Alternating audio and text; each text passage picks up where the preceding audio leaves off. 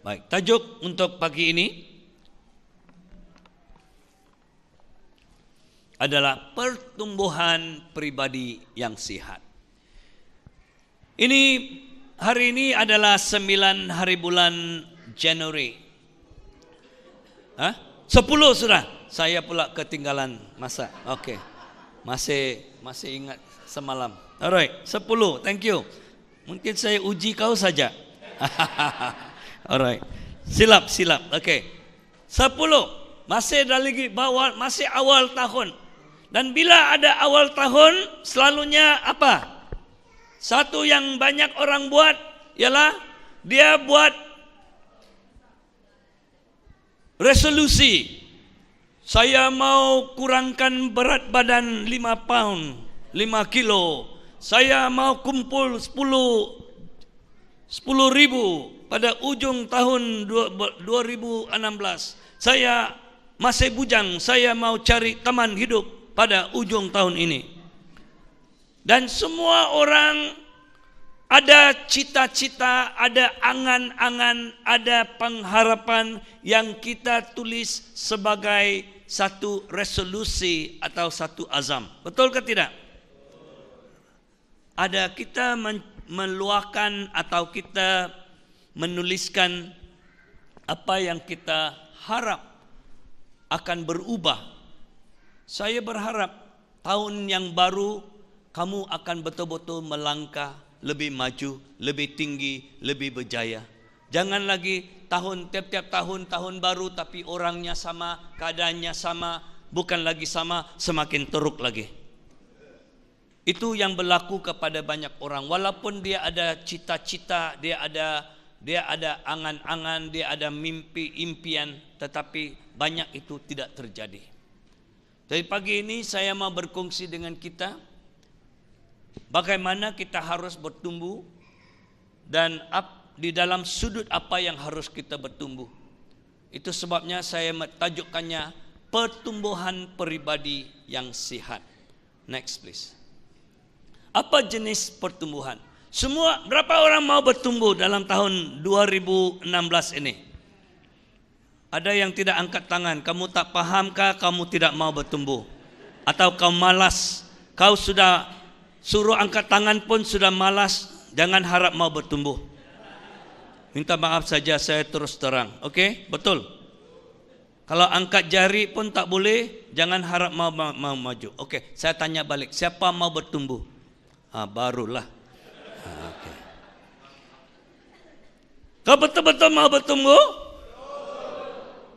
Saya akan membuktikan nanti kamu kesal itu kalau kamu cakap mau bertumbuh. Kerana ada 2 jenis punya pertumbuhan.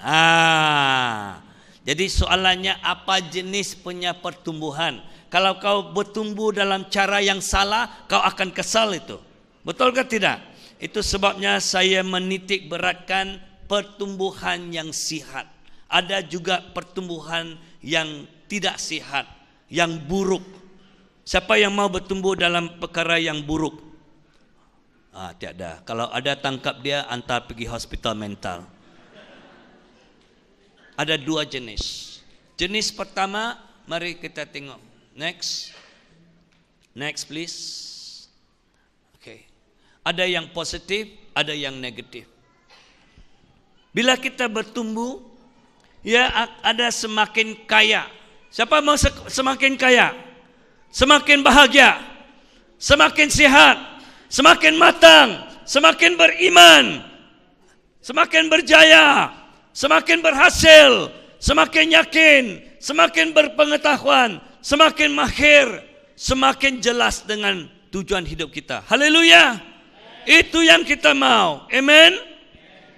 Tapi siapa mau kamu punya utang bertumbuh dan bertambah? Kamu punya penyakit, tambah lagi. Siapa mau? Tadi kamu cakap mau bertumbuh. Kamu tidak cakap, aku mau bertumbuh secara sihat dan positif. Haleluya. Bagi tahu sebelah kanan kiri, aku mau bertumbuh secara sihat dan positif. Jangan bertambah. saya membedakan bertambah dan bertumbuh. Oke?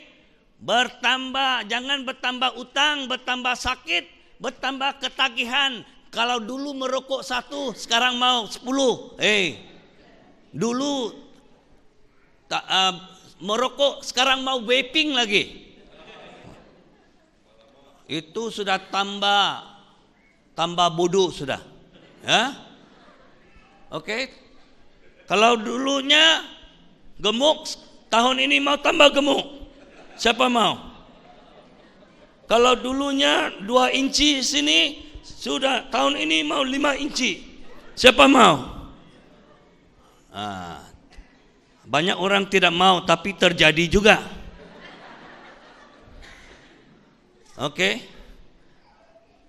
Tambah takut dengan keadaan, tambah terikat dengan banyak ikatan-ikatan. Kita tidak mau. Itu sebabnya kita mau bertumbuh secara positif dan secara sihat. Haleluya. Amen.